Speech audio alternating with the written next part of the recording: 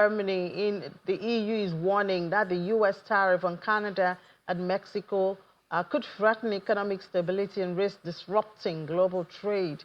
The bloc is urging Washington to reverse course. Well, let's find out what else they are saying about this with Chiponda Chimbelu. Hi, Chip. Good afternoon and welcome to the program. So what else is the EU saying, and what I know they did also threaten that they will also react or retaliate. So what else are they saying about all of this? Well, here in Europe, there's, of course, a lot of concern about supply chains and global trade.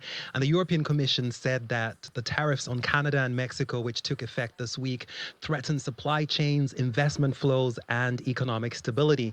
Now, both Canada and Mexico are economic partners of the EU. And last month, the bloc announced that it would strengthen trade relations with Mexico, where, of course, European manufacturers, especially car makers, have production facilities. So while the current tariffs are targeting the US's neighbors, they are also hurting European companies. And the tariffs could cost the auto industry alone billions. And sometimes, of course, car parts travel between the US-Mexico border and also the US-Canada border several times during production. But of course, Brussels is also looking with concern to Trump's 25% tariffs on steel and aluminum exports to the United States. Now, those are scheduled to take effect on March 12, and they will affect European exporters. So Brussels is, of course, planning a response, Ini.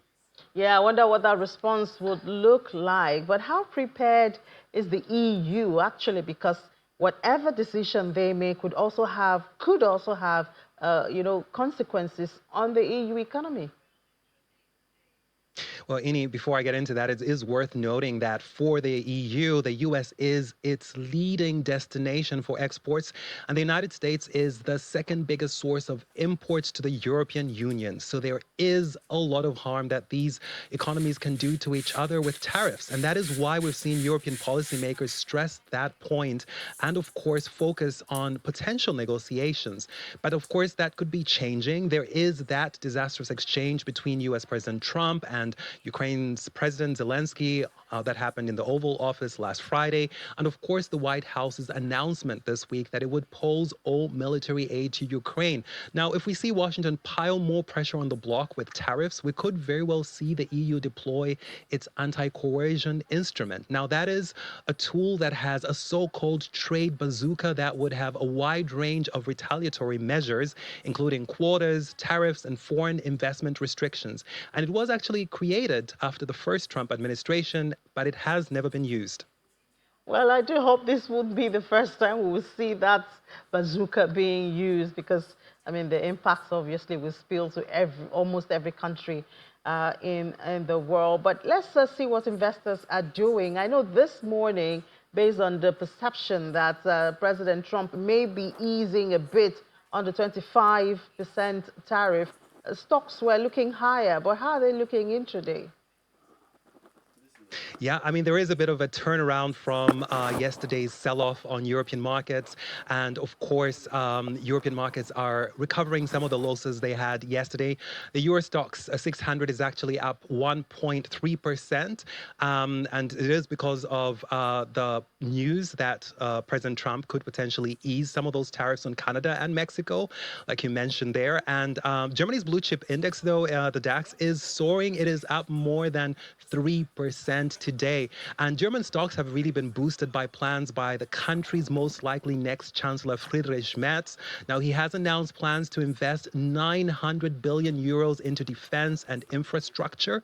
But of course, it's also worth noting that while markets are cheering that news, there are no guarantees that it will get through the Bundestag because, of course, despite the fact that it has support of the conservatives and social democrats, the plan does need two-thirds of parliament to back it. So that is where the Greens would have to come in. They need to support that measure. But of course, it looks like it will likely go through. So fingers crossed, and markets at least are cheering that today. And that's why we're seeing the DAX being up higher than 3%. Yeah, well, at least it's not just the defense stocks that are doing well intraday today. We hope it sustains. Thank you so much, Chip, and enjoy the rest of your day. Likewise, Ini.